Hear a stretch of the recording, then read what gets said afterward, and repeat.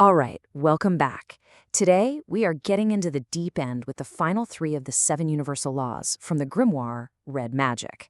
Now, if you think of the first four laws as describing what reality is, well, these last three, these are the operational controls. They're the levers that govern the cycles, the consequences, and the creative engine of, well, everything. So let's step into that control room together and learn how to read the dials. The source material sets this incredible scene. This isn't just about passively learning some abstract ideas. No, it's about you stepping into the role of an operator. The point is, you are not a passenger in your own life. You're already in the control room, right now. And these laws, they're the instruments right there on your console. The whole goal here is to finally learn how to use them. Okay, so first up, we've got the principle of rhythm. The text describes this as a kind of cosmic heartbeat. Everything ebbs and flows, right? Everything goes out and comes back in. Think about it. Empires rise and then they fall, economies boom and then they bust, and in our own lives, we have these amazing moments of elation and they're followed by periods of despair. This is the great pendulum swing of existence, a fundamental tide of reality itself. And this law presents us with a really stark choice. On one side, you've got the person who's just a victim of rhythm. They're literally lashed to that pendulum, flung from one extreme to the other, living life as this uncontrollable series of highs and lows. But on the other side, you have the master.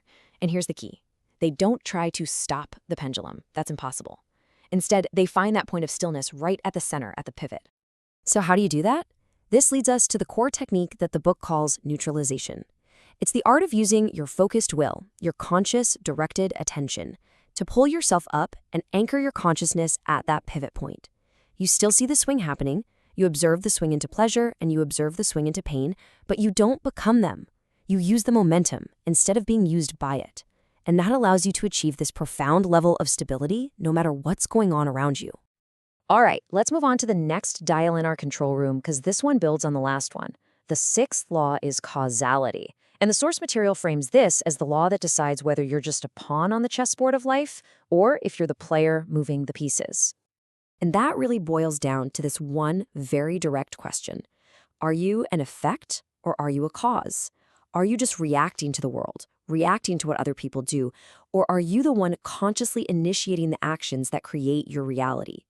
The book argues that, honestly, most people live their entire lives as passive effects, just being pushed around by forces they don't even begin to understand. And this quote, this one really gets to the heart of it.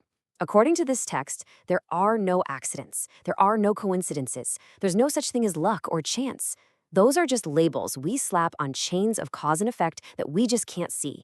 Every single thing that happens in your life is an effect that came from a prior cause. Period. So the fundamental shift in mindset here is just massive. It's about taking absolute 100% ownership.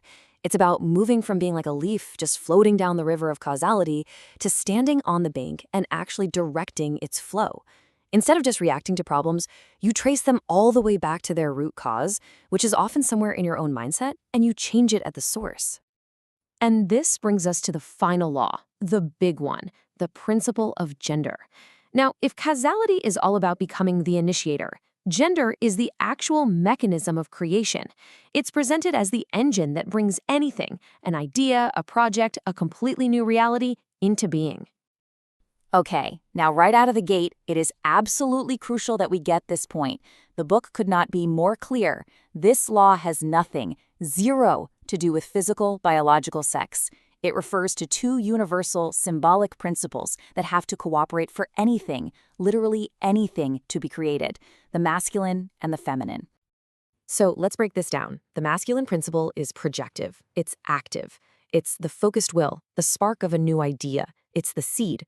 The feminine principle, on the other hand, is receptive. It's nurturing. It's the subconscious mind, the fertile ground where that seed gets planted and grows.